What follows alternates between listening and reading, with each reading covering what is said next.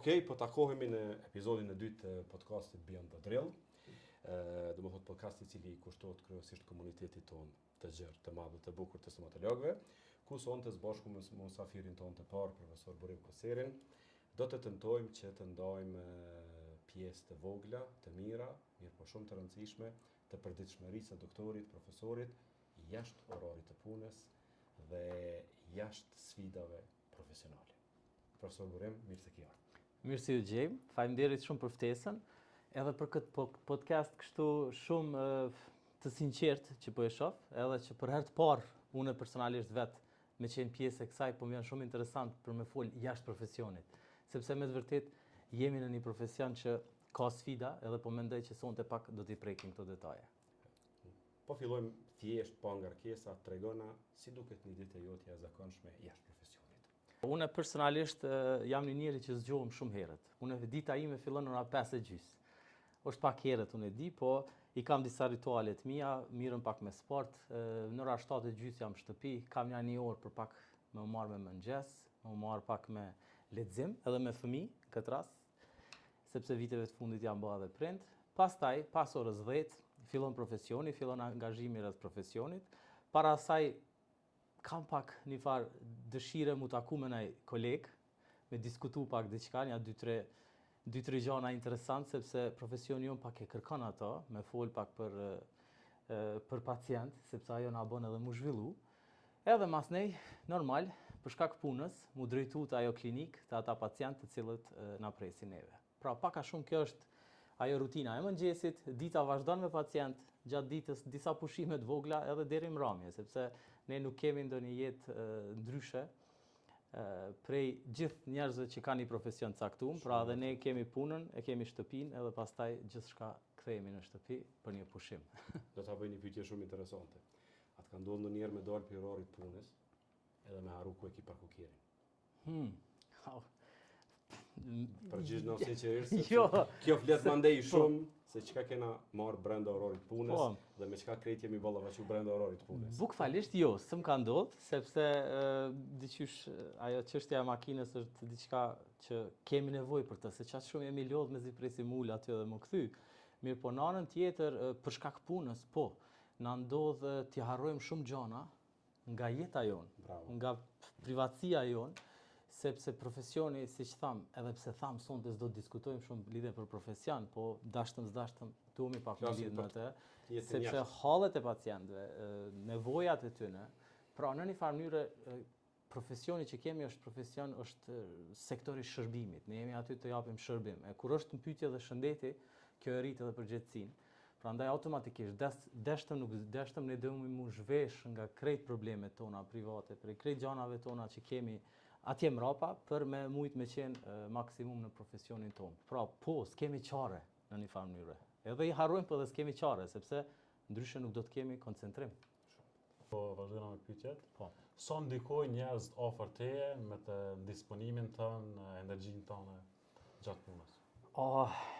Dok, ki bo një pyetje shumë thellë kështu, sepse kjo është në realitet pjesa më e vështirë e menaxhimit të jetës tonë në përgjithësi, jo vetëm me profesionin. Sepse është një fjalë në psikologji thotë ne jemi përbamja e 5 njerëzve që I kemi rreth vetës. Kjo ka një farë thellësie interesante. Unë s'di sa është e vërtetë, shkencërisht sa është e vërtetuar, mirë po ata që na rrethojnë në një farë mënyrë edhe është pjesë e jetës tonë, pra ne jemi përbamja e tyre dashtëm s'dashtëm. Njerëz që I kemi për rreth shumë duhemi zgjedh me kujdes. Tash unë nuk po duam të dhoni një këshill lidhe me këtë, mirë po në anën tjetër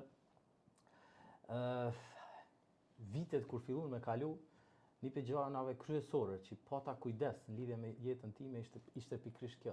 Kone afrova edhe kone largova nga jeta, sepse pikrisht ajo ishte një piknisje, një energji mirëmëngjes në çdo hap temin, qoftë kjo profesional, qoftë privat. Prandaj shumë e rëndësishme kone kemi afër, shumë e rëndësishme kone kemi larg, sepse jo domosdoshmërisht çdo njerëz që na bojnë mirë janë të mirëseardhur për jetën tonë. Gjithkosh mësojmë prej gjithkujt në jetë, mirë po në shumicën e rasteve më shumë të mësojmë edhe prej njerëzve që na dëshprojnë. Besoj që ti ke pas përvoja. Pikërisht, që ajo është ajo. Unë më shumë ti kam mësuar prej njerëzve të cilët nuk janë përshtat, më thojza po them me ato kallëpe që unë kam pas pritshmëri në jetën time. Mirë, Po, besoj. unë kam diqysh një moto të jetës time, nuk më ka ndodhur me u prish me dikën, nuk më ka ndodhur më ka ndodhur me met hatrin në diçka, mirë po në anën tjetër e kom lanë aty si një pikë shoshnie, sepse nuk dihet njeriu, nuk dihet dosti, nuk dihet shoku një ditë pse mundet me të desh. Prandaj edhe kjo ka qenë ajo motoja që unë e kom mendu me zbatu në jetën time. Po, është e vërtetë që ti ke ngarkesë për shkak të angazhimeve, se je edhe në ligjerim. Besoj që në fund ditës apo diçka, cila është një mënyrë jote që ja bën reset krejt kësaj ngarkese. Reseti është kështu. Unë po mendoj që neve në jetë gjanat që na bojnë pa lumtun, mas shumti, janë pritshmëritë tona. Përderisa, sidomos në këto 3 vitet e fundit, 5 vitet e fundit, mu i me thonë lirisht që unë jam mundu me vetën time me punu në këtë pikë, sepse unë e pash që unë isha ai që e bona vetën të palumtun, edhe unë isha ai që e bona vetën të lumtun. Sepse pritshmëritë e mia ishin ato të cilat shkaktuan një demoralizim ose një gëzim. Prandaj, me kalimin e viteve, kjo pak ka bëjë edhe me moshën, se mosha kur po kalon njeriu pak edhe po bjen në ato binar që duhet me ra. Mirë po, pritshmëritë ndaj atë njerëzve që i kemi të afërt atje, njerëzve gjanave ose profesionit në këtë rast, kemi pritshmëri edhe ndaj profesionit, suksesi në diçka. Tash stomatologjia është një drejtim, një profesion bëhegi me sfida. Edhe gjëja e parë që na kemi qef është me qenë suksesshëm. Mirë po në anën tjetër, ballafaqohemi me një imunitet i cili nuk është i njëjtë çdo herë. Na procedurën e njëjtë e bëjmë te një pacient me krejt gjana që i dim, të njëjtën e bëjmë te pacienti B, edhe rezultati mundet me qenë komplet ndryshe njëri prej tjetrit. Edhe kjo është një pjesë më të vështira të profesionit tonë. Prandaj, pa dashur shumë me hyj edhe andej, çështja është e pritshmëritë. Domethënë unë po mendoj që shumë është me rëndësi çka po presim në jetë, se mbas të asaj edhe po zhvillohet jeta jonë. Prandaj kjo mënyra që menaxhoj, që po mundohemi menaxhu. Prof, është interesant me bëllë një pyetje gjatë ditës. A gjen kohë për veten, apo çdo herë prioritet janë pacientët, galet e tyre, telashet e tyre dhe sfidat me të cilat ata të detyrojnë që të ballafaqohesh? Pjesa më e vështirë e profesionit. Në qoftë se kishim mujt me bë profesionin hiq pa u marr fort edhe me dertet edhe hallet e pacientëve, unë po mendoj që kishim me pas shumë ma lehtë. Kjo po është çështja me ndëgju krejt historinë, me blu, sepse pacienti nuk vjen aty vetëm na kallëzu çfarë problemi ka. Mas pari tregon çysh burri se kalon me ardh, çysh gruaja ka pas telashe, kjo ka po. Na duami krejt këtë histori me ndëgju. Unë këto e shoh pak me bërjet rolit. Po mos të keq kuptohet fjala rol. Ne s'kem çare pak pa bërë rol. Bile tash më kujtohet një fjalë Marlon Brandos, ai thotë gjithë ne bëjmë rol në jetë, vetëm se disa nga ne paguhemi për këtë. Ne nuk paguhemi për rol, ne paguhemi për shërbimin që e japim, nuk jemi si artist, aktorët, mirë po në anën tjetër jemi të detyruar me bërë rol. Pa marrë parasysh çfarë telashe kemi në shtëpi, pa marrë parasysh çfarë probleme kemi në jetën tonë private, para pacientit çdo herë duhet jemi të buzëqeshur në asi, edhe unë po mendoj që kjo është pjesa më e vështirë e profesionit tonë. Çush e bëjmë këtë? Ishte pyetja jote. Po. Mirë po, kjo është ajo që jemi tu harxhu më shumë të energji po mendojmë për këtë. Çdo ditë më tepër si komunitet po ballafaqohemi me sindromin e burnoutit, edhe ajo po na kushton shumë në shumë sfera të mundshme. Çka mendon, a ka ndonjë rrugë dalje, një rrugë zgjidhje nga ky fenomen i cili na ka kapluar relativisht shumë kohë të fundit dhe mendoj që shumica e kolegëve në një apo në një formë tjetër kalojnë nëpër këtë sindromin e burnoutit. Unë këtë aspekt kisha dashur kështu gjallësisht me fol, jo vetëm për stomatologji. Unë ende deri sot nuk pash ndonjë profesion të lehtë. Bravo. Me kënd diskutova, kishte shumë telashe, kishte gjëra pozitive, po kishte gjëra shumë më shumë telashe në profesionin e tij ose saj. Pra ende s'pash një profesion të lehtë. Pra me punu është vështirë. Duhet ta pranojmë këto. Në anën tjetër, për më kthy pak në stomatologji, unë kam bërë disa ulumtime kështu. Kur fillova me punu në këtë profesion, unë pash që profesioni i stomatologjisë ishte në peshën e parë në 2 gjëra negativisht. Çka ishte ajo? E para për nga rrezikshmëria e punës. Mirë, po e dyta kishte të bëjë me psiqikën. Pra vetjet që nuk është mirë ti themi ndoshta në këtë mënyrë, presioni, ankthi, prapë ishim peshën e parë. Vështirësia e kësaj unë personalisht po mendoj që është pikërisht ajo që thash edhe parës, pra imuniteti. Pra i kemi të baj, jo me pacient, se pacient kanë hallë gjanat, ato po menaxhojnë deri te mirë, po kemi të baj me një imunitet i cili është i paparashikueshëm. Prandaj kemi 10 raste shumë të mira, na rritet morali, fitojmë, jemi krejt rregull, pastaj vjen veç një rast i cili mundet me dështu, edhe që s'ka kurrë të keqe, që është krejt normale për profesionin tonë. Pra kjo është ajo pse ne si komunitet duhemi me mbrojt njëri tjetrin, sepse është shumë lehtë me thonë, ka gabu, shumë keq ka bo, sepse mundemi me gabu. Ajo është një mandej për pacientin që me të vërtetë ashtu ka. Prandaj edhe studentëve i thon këtë. Prandaj edhe ne bashkë përdilën edhe në kurse mbajmë në këtë aspekt. Unë mundona krejt kolegëve të mi thonë, shiqoni, mos të folim për njëri tjetrin, se nuk i dihet kujt çka mundet mi dal gjatë këtij rrugtimi, sepse ky rrugtim është i vështirë për shkak kësaj. Prandaj edhe në këtë është mirë të kemi parasysh. A mund gjejmë forma, dhe nëse ato forma janë cilat kishin me qenë format ma specifike që ne ta harrojmë punën e rënd, profesionin e rënd, të lashet e rënda me cilat ballafaqohemi brenda klinikës dhe pastaj në jetën pas klinikës ne të gjejmë mundësi relaksimi dhe mundësi të përmbushjes fillimisht shpirtërore e pastaj edhe psiqike, sepse jemi të shpenzuar besoj që ato nivelet energjetike nëse na i kontrollon basorari punës janë relativisht shumë të rëzuara. Dhe disa më shumë e disa më pak, dhe pastaj aty krijohet një disbalans i përgjithshëm, prej cili disbalans kryesisht po vun shpirti. Dhe tash knatësia shpirtërore me çka blehet. A keni ide? Knatësia shpirtërore me çka blehet, unë po mendoj që kohëve të fundit ka ulëmtime që thojnë që parja deri diku e bjen lumtunin. Mirë, po në anën tjetër, për lumtuni, unë kisha dasht me... Mos të zvogla. Ja, po e ngrit, po dihet ajo. Ma mirë është me qajt në një Ferrari, se sa me qajt në rrugë. Mundësia mundet me sjell gjëra pozitive. Gjëja që unë shumë s'kam dëshirë me lodh kokën, është një moment ku është një libër Pushtimi i lumturisë, i Bernard Shaw, i cili thot, momenti kur njeriu fillon me lodh kokën për me qenë i lumtur, çka me bëu, si më apo këta, me bëu, kjo është vetëm veten i fakt që ti nuk i më bë shumë i lumtur. Sigurisht se krejt sfidat tona në jetën tonë private atje. Nuk ka bre një jetë kështu të rafsh, edhe deti ka val ndoherë është i rafsh. Ndoherë ka frymë të madhe. Po, ndoherë ka shi të madh, ndoherë ka termet, tsunami, do të thonë, edhe jeta është pikërisht kjo. Adin, mos presim gjithmonë rafsh, se pritshmëria e çasaj lumturisë që thash unë, ajo ka më na bë shumë pa lumtur se sa nevoja jonë për me qenë lumtur nëse se pa lumtur. A nuk kupton, prof, a mund të jetë zgjidhje, pe flasim në kuptimin më paradoksal, a mund të jetë zgjidhje shkëputja totale nga profesioni dhe orientimi në një profesion krejt tjetër, i cili s'ka të bëjë me stomatologjinë? A mund të jetë edhe kjo një zgjidhje për dikën, nëse me të vërtet vjen në një stat, ta themi, apo vjen në një fazë kur më nuk mundet me përballu stresin, presionin dhe sfidat të cilat i jep jeta e klinikës.